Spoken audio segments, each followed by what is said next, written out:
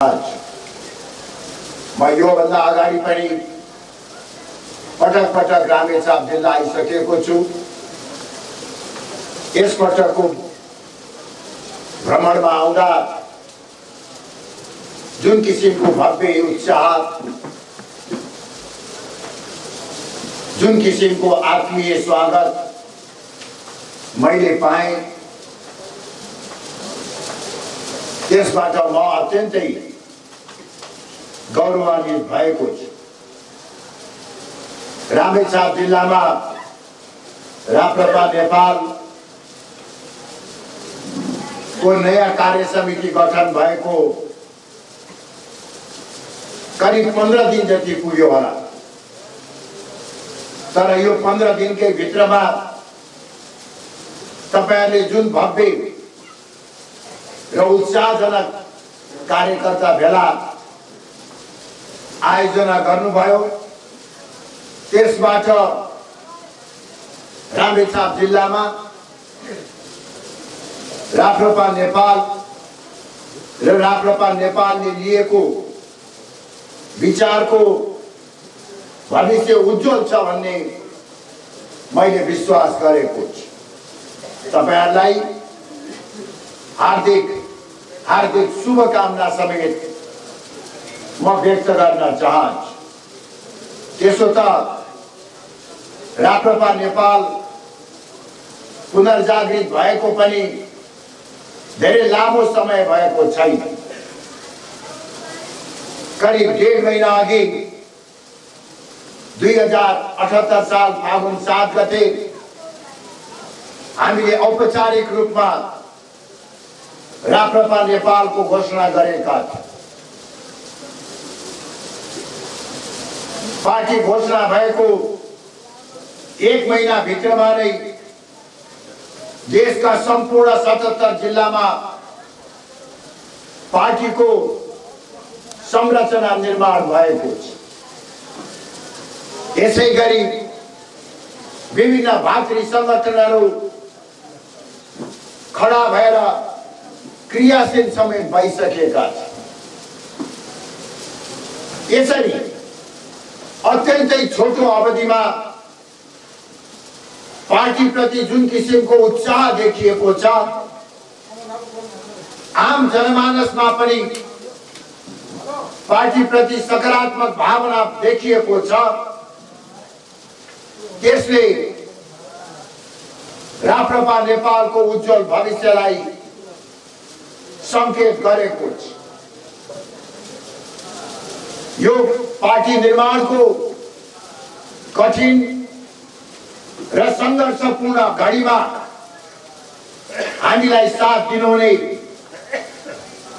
सम्पूर्ण आदरणीय दाजुभाइ तथा दिदीबहिनीहरूलाई म हार्दिक धन्यवाद दिन चाहन्छु र तपाईहरुलाई विश्वास दिलाउन चाहन्छु कि नेपाली जनताको सहयोग, सद्भाव र समर्थनको आधारमा केही वर्ष भित्रमा नै राप्रपा नेपाललाई हामी देशको एउटा बलियो राष्ट्रवादी प्रजातान्त्रिक शक्तिको रूपमा स्थापित गर्नेछ। पूर्ववक्ता केही साथीहरूले राप्रपा नेपाल पुनर्जागृत भएको सन्दर्भमा केही कौतूहलता, केही जिज्ञासाहरू समेत राख्नु भएको छ। राप्रपा नेपाल फुटेको पार्टी हो कि नयाँ पार्टी हो? राप्रपा नेपालको सिद्धान्त र विचार मा के फरक छ विगतको तुलनामा भन्ने जिज्ञासा राख्नु भएको छ। त्यो अत्यन्तै स्वाभाविक। पार्टी भित्र यस्ता जिज्ञासाहरू उठ्नु पर्दछ, विचार र विमर्श हुनु पर्दछ। त्यसले पार्टीको प्रजातान्त्रिक चरित्रलाई बलियो बनाउँछ। पार्टी प्रति कार्यकर्ताहरूको अपनत्वको भावना विकास हुन्छ। त्यसर्थ पार्टीभित्र स्वस्थ राजनीतिक बहसका निमित्त पनि म तपाईहरुलाई अनुरोध गर्न चाहन्छु। म सबभन्दा पहिला त केही स्पष्ट पार्न चाहन्छु भने राप्रपा नेपाल कहीँ कतैबाट चोइटिएर वा फुटेर बनेको पार्टी होइन। हामी हिजो राष्ट्रिय प्रजातन्त्र पार्टीमा आबद्ध थियौं। लामो समयसम्म हामीले राष्ट्रिय प्रजातन्त्र पार्टीमा रहेर काम गर्यौं। तर त्यो पार्टीमा जब सैद्धान्तिक विचलन देखा पर्यो, जब गलत प्रवृत्तिहरू हावी भयो, जब त्यो पार्टी वैचारिक पतनको दिशातर्फ अग्रसर हुन थाल्यो, त्यस अवस्थामा हामीले आफूले प्रतिपादन गरेको विचार, सिद्धान्त र आदर्शको रक्षाका निमित्त देशभरि रहेका निष्ठावान ईमानदार कार्यकर्ताहरूको संरक्षणका निमित्त नयाँ र साहसिक ढंगबाट अघि बढ्नु पर्यो। त्यही नयाँ र साहसिक ढंगबाट अगाडि बढ्ने क्रममा हामीले राप्रपा नेपाललाई पुनर्जागृत गरेका। हामीले चाहेको भए कानून बमोजिम न्यूनतम 40% पुर्याएर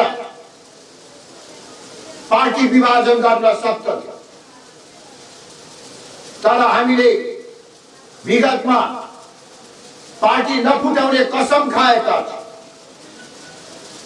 यही कारणले गर्दा हामीले पार्टी फुटाउन चाहेन। हामीले नितान्त स्वेच्छाले पार्टीबाट अलग भयौं। राप्रपा नेपाल पुनर्जागृत गर्यो। पार्टी फुटाएको भए त्यहाँ भित्र रहेका हाम्रा थुप्रै सहयोगी साथीहरूलाई हामीले सँगै लिएर आउने थियौं। हामीले त्यो उहाँहरूको स्वेच्छामा छाडिदिएका छौं। पार्टी फुटाएको भए हामीले हिजो आर्जन गरेको पार्टीको भौतिक सम्पत्ति, काठमाडौँ दुईटा ठुल्ठुला विशाल घरहरू छन्, देशभरि पार्टीको सम्पत्ति छ। तर हामीले अलग रहँदाखेरि एउटा सिटको पनि, एउटा कुर्सी पनि, एउटा टालो पनि त्यहाँबाट लिएर छैन। र नितान्त हामीले नयाँ पार्टीले खडा गरेका। म सानो सन्दर्भ यहाँलाई उल्लेख गर्न चाहन्छु। जब हिजो हामी रहेको राप्रपामा सैद्धान्तिक विचलन देखा पर्न थाल्यो, गलत प्रवृत्ति हावी भयो, त्यहाँबाट अलग भएर नयाँ पार्टी खोल्ने तयारी हामी गरिराखेका। त्यही बेलामा अहिले यहाँ उपस्थित हुनुहुन्छ लाक्पा तामाङ, उहाँले मलाई आएर अनुरोध गर्नुभयो कि कुनै दिन तपाईलाई यस्तै किसिमको दुःखद अवस्था आउन सक्छ, तपाईलाई पार्टीबाट कारबाही गरेर हटाउन सक्ने सम्म अवस्था आउन सक्छ। त्यो स्थितिमा तपाईलाई भोलि पार्टी चाहिन्छ भन्ने सोचेर मैले राप्रपा नेपाललाई निरन्तरता दिइराखेको छु। यो राप्रपा नेपाल तपाईको नासो हो, तपाईँले 2063 सालमा खडा गरेको राप्रपा नेपालकै निरन्तरता हो। त्यसकारण तपाईँको यो नासो अब तपाईँले सम्हाल्नुहोस् भनेर उहाँले मलाई आग्रह गर्नु र साथीहरूसँग सल्लाह गरे। नयाँ नामको नयाँ पार्टी खोल्नु सट्टा हाम्रो विरासतका रूपमा रहेको राप्रपा नेपाललाई नै पुनर्जागृत गर्नु उपयुक्त ठानेर हामीले नयाँ पार्टीको रूपमा राप्रपा नेपाललाई पुनर्जागृत गरेका हौं। त्यसर्थ तपाईहरु सबै यो भ्रमबाट मुक्त रहनुहोस् कि राप्रपा नेपाल कुनै पार्टीबाट फुटेर टुटेर चोइटेर बनेको पार्टी होइन। वैचारिक रूपमा पनि म यहाँ धेरै जसो पार्टीका कार्यकर्ता साथीहरू तपाईहरुलाई निवेदन गर्न चाहन्छु, वैचारिक रूपमा पनि अहिले हामीले पुनर्जागृत गरेको राप्रपा नेपाल को विगतको राप्रपामा भन्दा केही फरक सोचाइ नीति रहेको छ। हामीले 2073 सालको परिवर्तन पछि सनातन हिन्दू राष्ट्र राज संस्था सहितको प्रजातन्त्र र सुदृढ स्थानीय स्वायत्त शासनको मान्यता बोकेर राप्रपा नेपालको स्थापना गरेका। त्यो मान्यताको आधारमा हामी नेपाली जनताका माझमा गए। छोटो समयमा नै हामीलाई जनताले धेरै माया गरे। 7 वर्ष पुग्दा नपुग्दै 2070 सालमा संविधान सभाको चुनावमा नेपाली कांग्रेस र कम्युनिस्ट पछिको तेस्रो ठूलो शक्ति राप्रपा नेपाल बन्न सम्भव भयो। त्यसपछि नयाँ संविधान जारी भयो। संविधान जारी भएपछि पार्टी ठूलो बनाउने नाउँमा चुनावमा धेरै जित्ने महत्वाकांक्षा राखेर हामीले केही गलत प्रवृत्तिहरूसँग, व्यक्तिहरूसँग, संस्थासँग र नीतिसँग सम्झौता गर्न पुग्यो। जुन एउटा तीव्र गतिमा स्वच्छ छविका साथ नेपालको राष्ट्रिय राजनीतिमा अब कांग्रेस र कम्युनिस्टको विकल्प राप्रपा नेपाल हुन्छ भनेर जनताले सोचिराखेको बेलामा 2073 सालपछि हामीले बाटो बिराड्यौं। गलत प्रवृत्तिहरूसँग सम्झौता गर्यौं, जसको कारणले गर्दा पार्टी ठूलो बनाउन भनेर हिँडेको हामी 74 सालको चुनावमा अत्यन्तै निराशाजनक परिणाम भोग्नु पर्यो। गलत प्रवृत्ति सबको सम्झौताका साथसाथै तत्कालीन अवस्थामा हाम्रो ध्यान सत्तातर्फ केन्द्रित हुन पुग्यो, सरकारमुखी हुन पुग्यो। राप्रपा नेपाललाई हामीले सिद्धान्तनिष्ठ, सिद्धान्त केन्द्रित जनमुखी पार्टीको रूपमा अगाडि बढाउन खोजेका थिए। तर गलत प्रवृत्तिसँग सम्झौता गर्दा हामी सरकारमुखी भयौं, सत्ताको फोरी खेलमा फस्न थाल्यो, जसले गर्दा चुनाव हारेको मात्र होइन, नेपालको राष्ट्रिय राजनीतिमा हामी महत्त्वहीन भयौं, भूमिका विहीन भयौं। यो पृष्ठभूमिमा विगतका त्रुटि र कमीहरूलाई सच्याउँदै र भविष्यमा अब कहिल्यै गल्ती नगर्ने वाचा गर्दै विगतका त्रुटि र कमी कमजोरी प्रति कार्यकर्ता र जनतासँग माफी माग्दै हामीले राप्रपा नेपाललाई पुनर्जागृत गरेका। अब हामी 63-64 सालको जस्तै तीव्र गतिमा स्वच्छ छवि, सिद्धान्तनिष्ठ र इमानदार भएर जनताका माझमा जाने यो 15 वर्षको राजनीतिक अभ्यास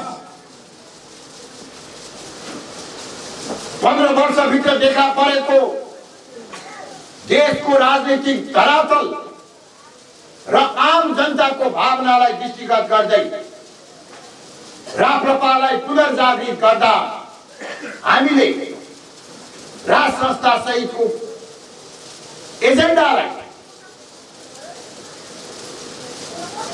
आफ्नो कार्यनीतिका रूपमा समावेश गरेका छैन। राज संस्था प्रति हाम्रो सम्मान छ। नेपालको एकीकरणमा बडा महाराजा धीराज पृथ्वीनारायण शाहले गरेको योगदान, प्रजातन्त्र स्थापनामा राजा त्रिभुवनले पुर्याएको योगदान, राष्ट्रियताको संरक्षणमा राजा महेन्द्रले पुर्याएको योगदान र नेपालको आधुनिकीकरणमा राजा वीरेन्द्रले पुर्याएको योगदानको हामी उच्च मूल्याङ्कन गर्छौं, प्रशंसा गर्छौं र त्यसको सम्मान गर्दछौं।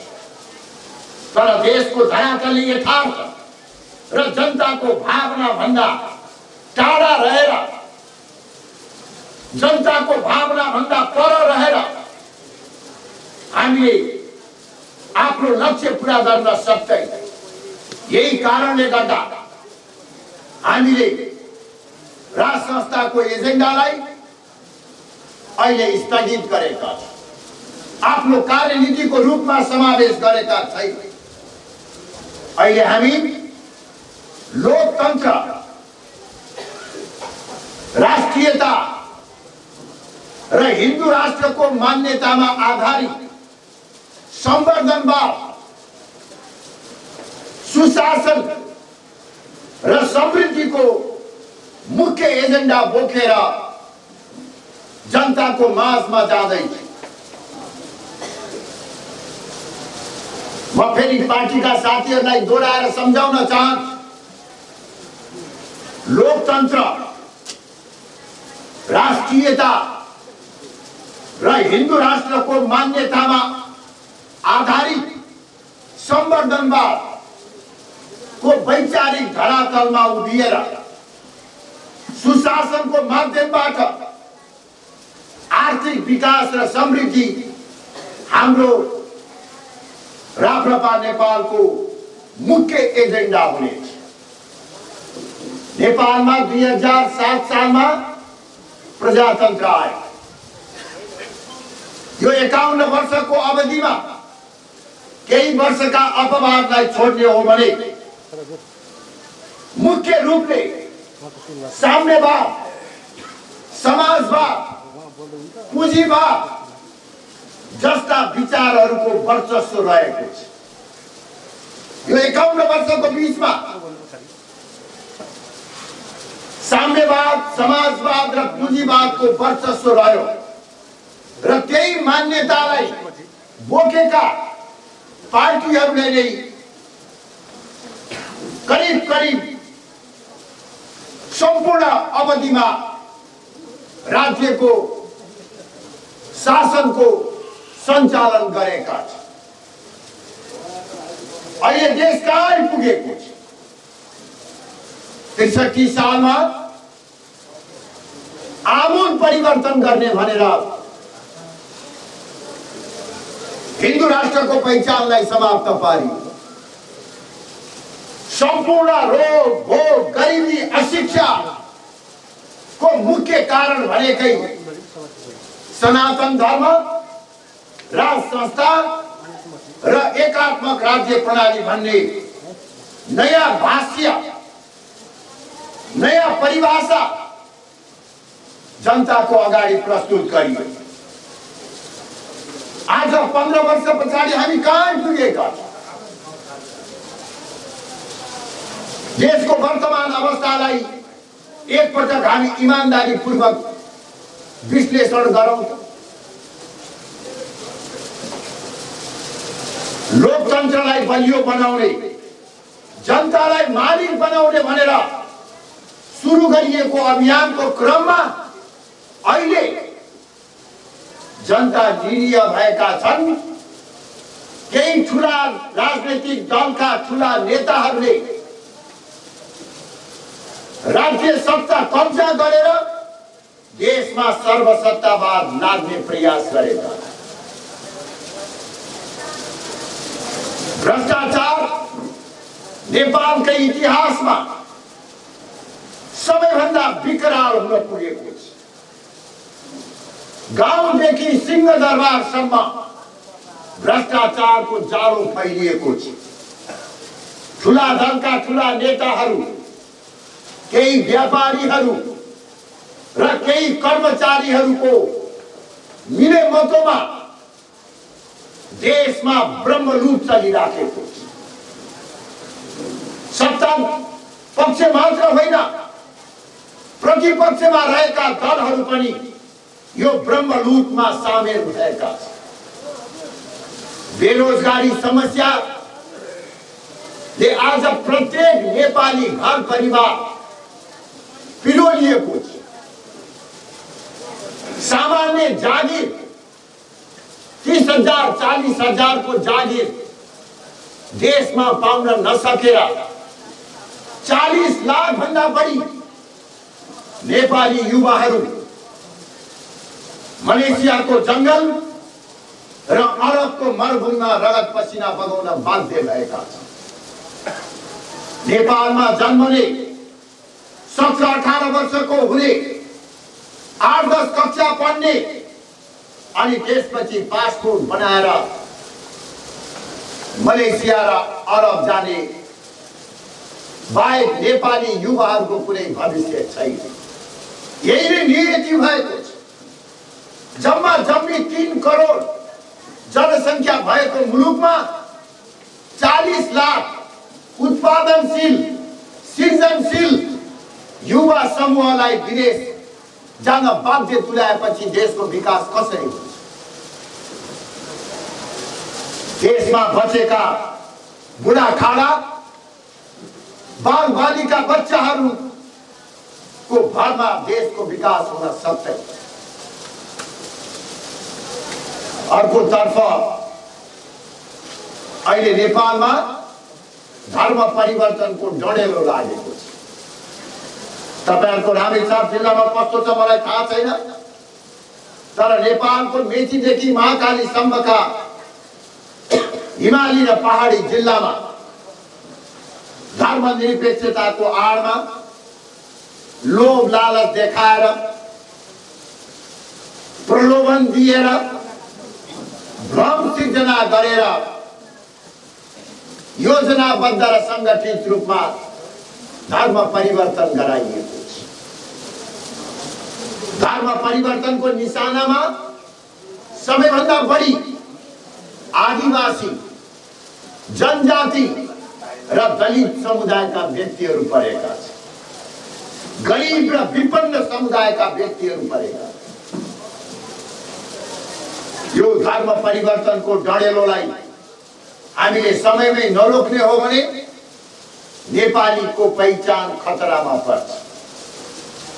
राष्ट्रिय एकता कमजोर हुन्छ र देश धार्मिक द्वन्द्वको दलदलमा फस्न सक्ने खतरा हुन्छ।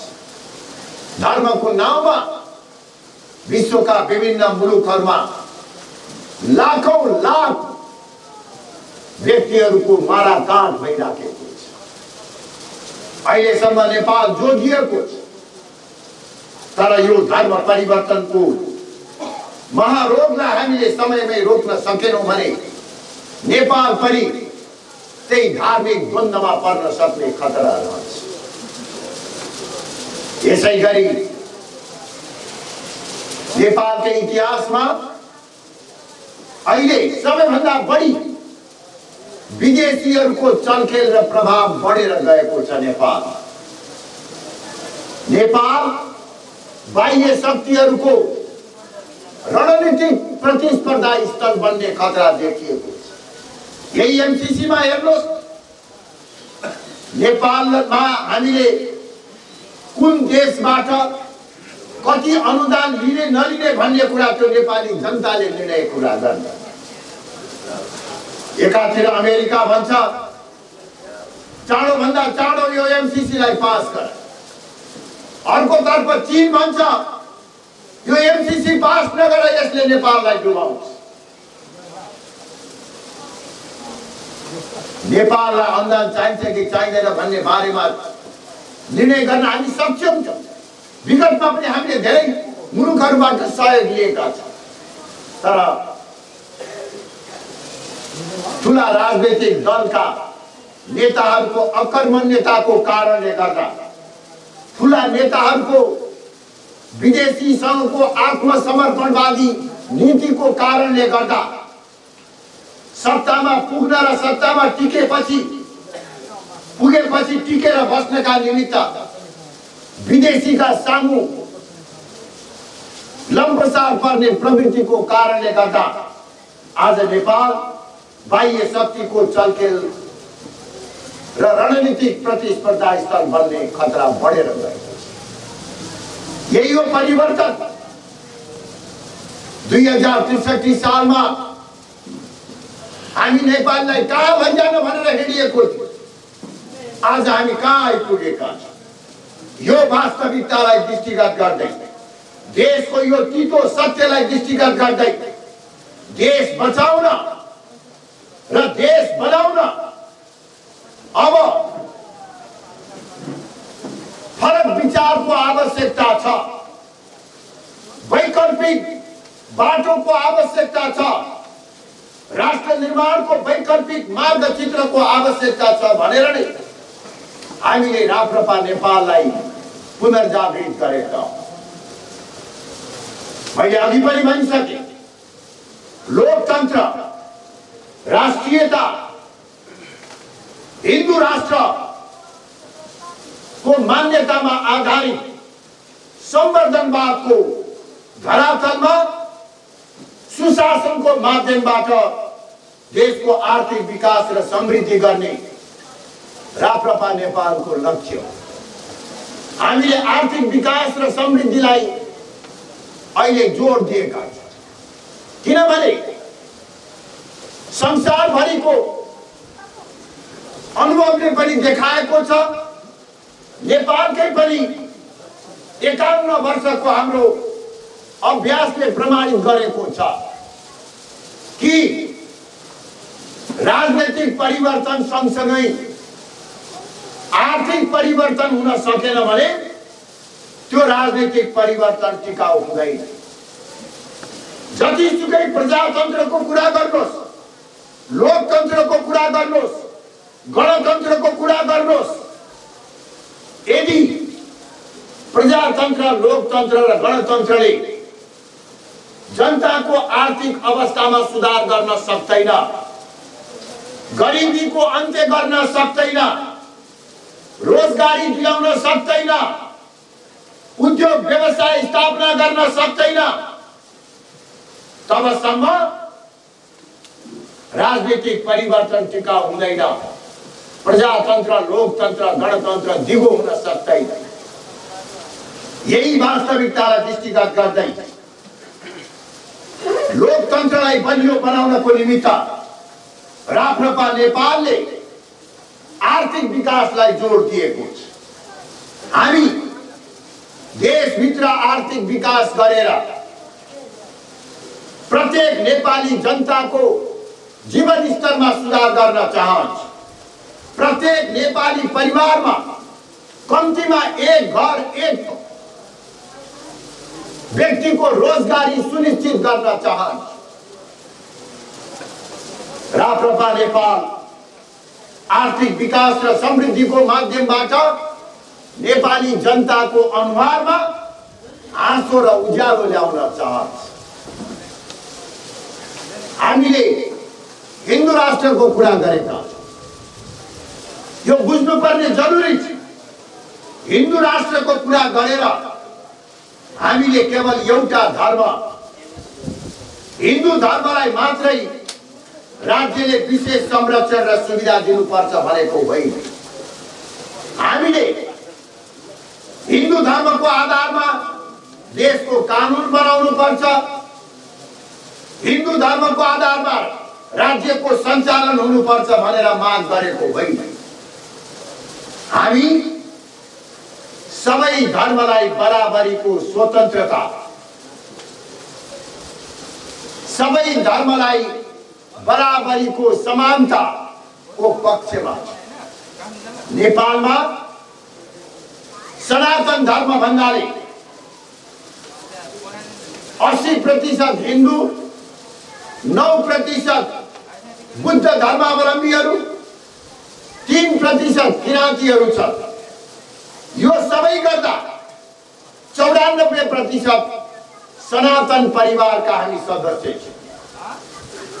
यहाँ यदाकदा हिन्दू र बुद्धिस्ट, हिन्दू र किराँतीहरूका बीचमा पनि, हिन्दू र प्रकृति पूजकहरूका बीचमा पनि विभाजन ल्याउने, खाडल फराकिलो पार्ने प्रयासहरू भइरहन्छन्।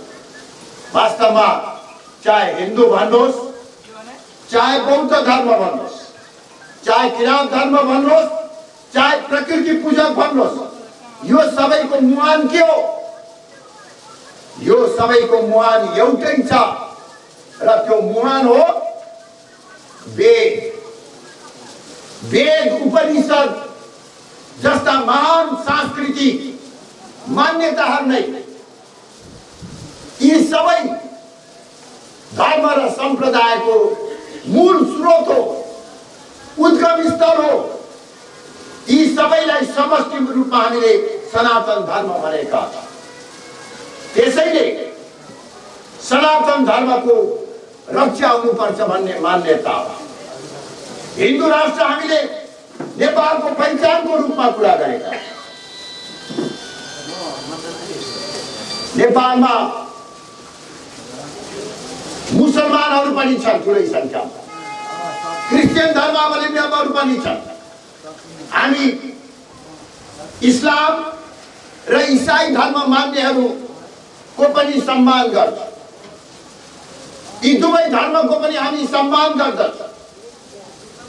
हामी सबै धर्महरू, हिन्दू, बुद्धिस्ट, किराँती, इसाई, मुस्लिम सबैका बीचमा सद्भाव र सहकार्य गरेर नै यो राष्ट्रको निर्माण गर्न सकिन्छ र गर्नुपर्छ भन्ने मान्यता राख्छ।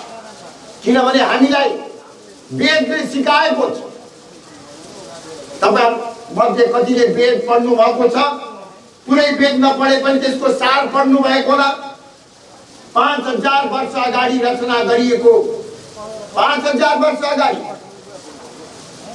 रचना गरिएको वेदमा उल्लेख गरिएको छ, एकम सत् विप्रह बहुधा वदन्ति।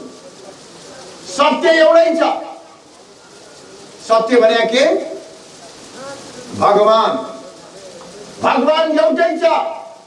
भगवानलाई प्राप्त गर्ने बाटो मात्र फरक छ भनेर 5000 वर्ष अगाडि हामीलाई वेदले सिकाएको छ। हाम्रो धार्मिक ग्रन्थले सिकाएको छ र त्यसलाई हामीले शाश्वत मान्यताको रूपमा ग्रहण गरेका छौँ।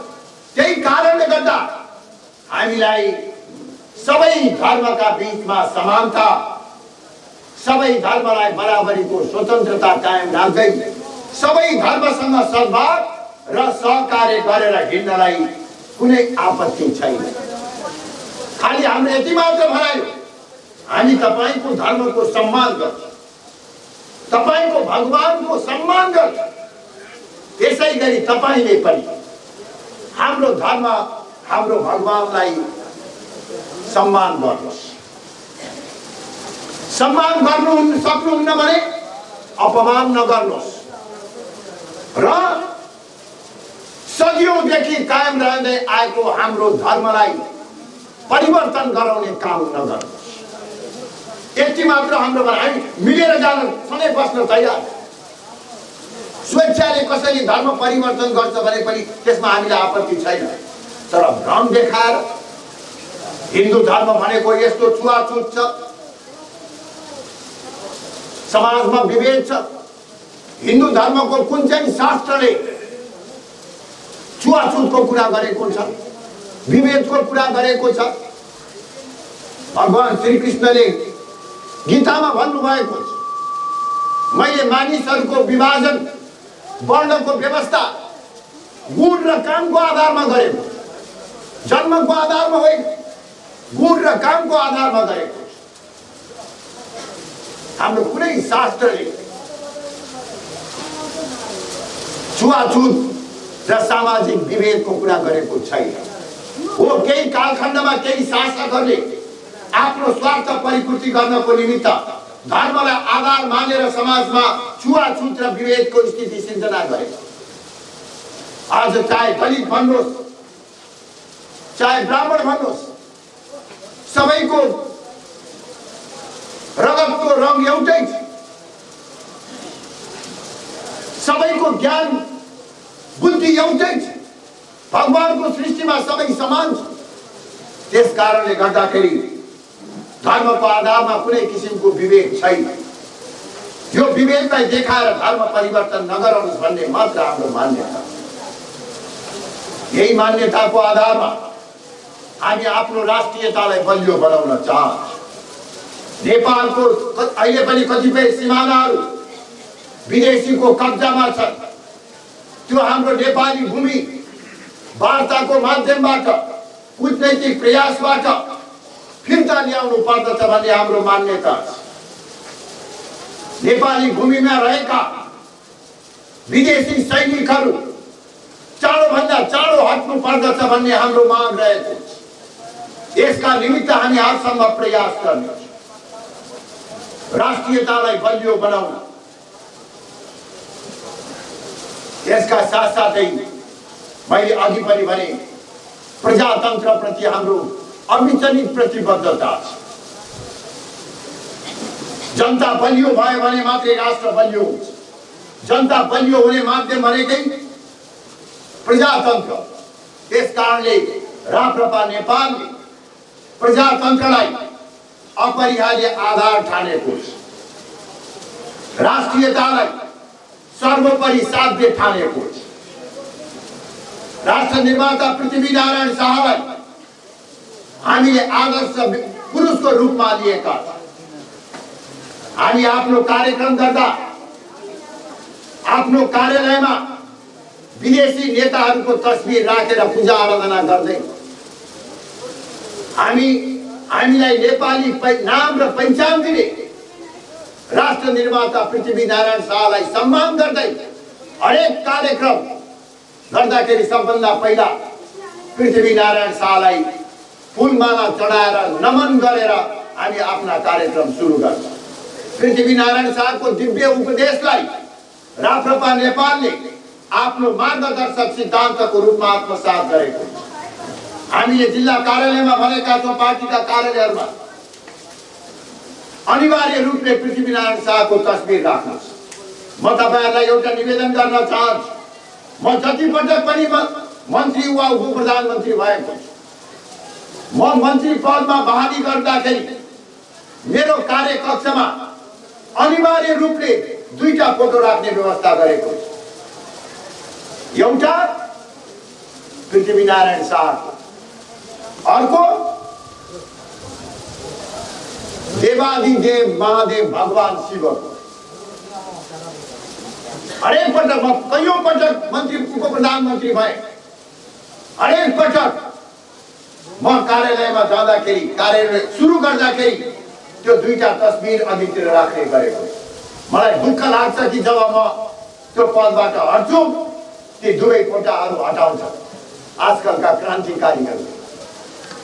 राष्ट्र निर्माताको सम्मान गर्न जसले सक्दैन, जसले आफ्नो भाउलाई, जसले आफूलाई जन्म दिनेको सम्मान गर्न सक्दैन, त्यसले के देशको विकास गर्न सक्छ? त्यस कारणले गर्दा सबभन्दा पहिला आफ्नो बाउ आमा, आफ्ना जन्मदाताको सम्मान गर्ने हाम्रो पहिलो कर्तव्य। यिनै मान्यताका साथमा आदरणीय साथीहरू, राप्रपा नेपाल पुनर्जागृत भएको छ। अहिले भर्खरै पार्टी स्थापना भएको हुँदा हाम्रा अगाडि केही कठिन चुनौतीहरू छन्, तर हाम्रो आगामी भविष्य अत्यन्तै उज्जवल छ।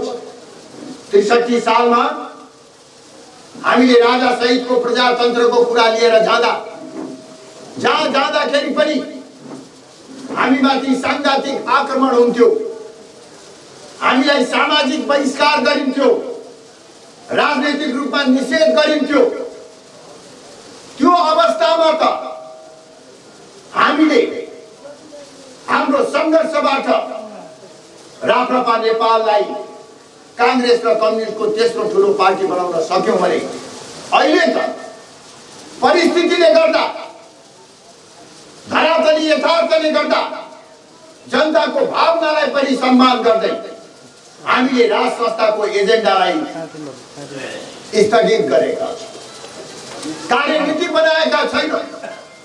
अब त हाम्रो एजेन्डा अत्यन्तै लोकप्रिय एजेन्डा छ, कांग्रेस कम्युनिस्ट पार्टीहरूको भन्दा पनि लोकप्रिय एजेन्डा छ।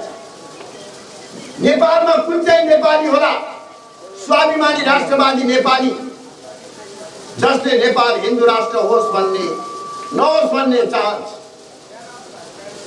जनमत संग्रह हुने हो भने 90% जनताले हिन्दू राष्ट्रको पक्षमा भोट हाल्छ।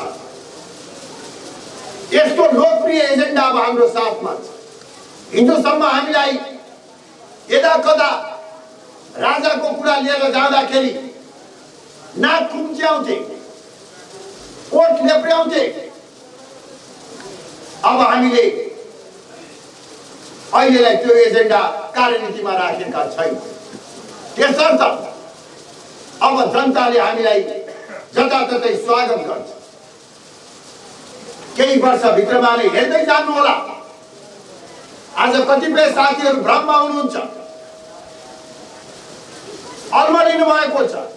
ती अल्मलिएका साथीहरूलाई पनि म आग्रह गर्न चाहन्छु, अब तपाईहरू यो राष्ट्रिय राजनीतिको मूल धारमा, यो जनमुखी धारमा, हिन्दुत्वको धारमा समावेश हुनको निमित्त म आग्रह गर्न चाहन्छु।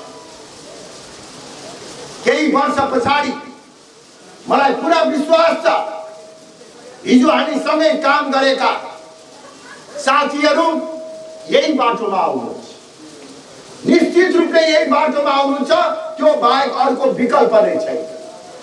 यदि पार्टीलाई ठुलो बनाउने हो भने अब जनताको भावनालाई उपेक्षा गरेर पार्टी ठुलो हुन सक्दैन, हिन्दू राष्ट्र स्थापना हुन सक्दैन।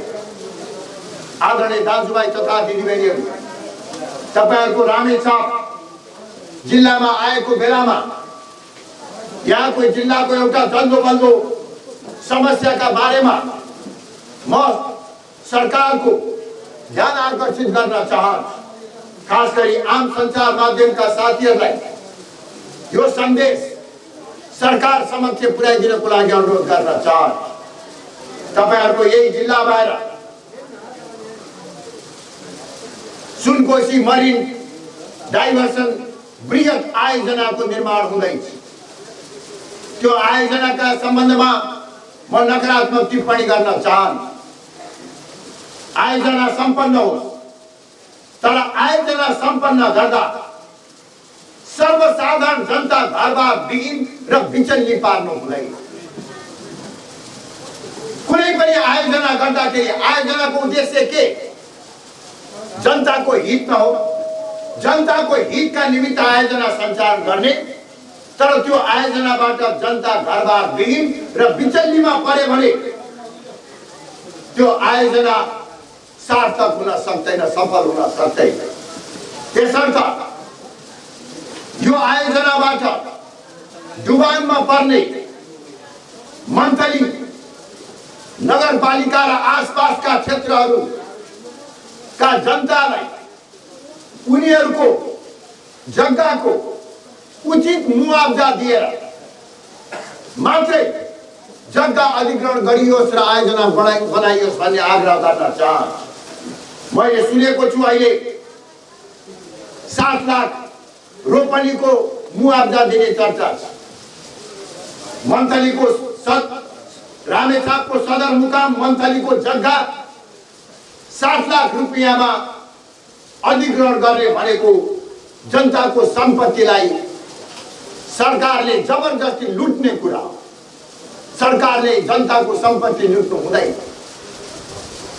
त्यसर्थ चलन चल्तीको भाव अनुसार मुआवजा दिएर यो बृहत आयोजना सम्पन्न गर्नको निमित्त म सरकारसँग आग्रह गर्न चाहन्छु। यो आयोजनामा लाग्ने खर्च र आयोजनाबाट प्राप्त हुने प्रतिफलको 1% पनि यहाँ मुआवजा चलन चल्तीको मुआवजा दिन पुग्दछ। त्यसतर्फ सरकारको ध्यान आकर्षण गर्न चाहन्छु। र अब धेरै लामो समय नलिकन म फेरि एकपटक तपाईहरु सबैमा तपाईहरुको यो अमूल्य उपस्थितिका निमित्त हार्दिक धन्यवाद दिन चाहन्छु। तपाईहरुको निरन्तरताको सक्रियताको निमित्त आग्रह गर्न चाहन्छु। तपाईहरुको माध्यमबाट म रामेछापवासी दाजुभाइ तथा दिदीबहिनीहरुमा सन्देश पुर्याउन चाहन्छु कि यदि तपाईहरु परिवर्तन चाहनुहुन्छ भने अब परिवर्तनको बाहर राप्रपा नेपाल भएर आएको छ। त्यसलाई साथ र सहयोग दिनुहोस् भन्ने म आग्रह गर्न चाहन्छु।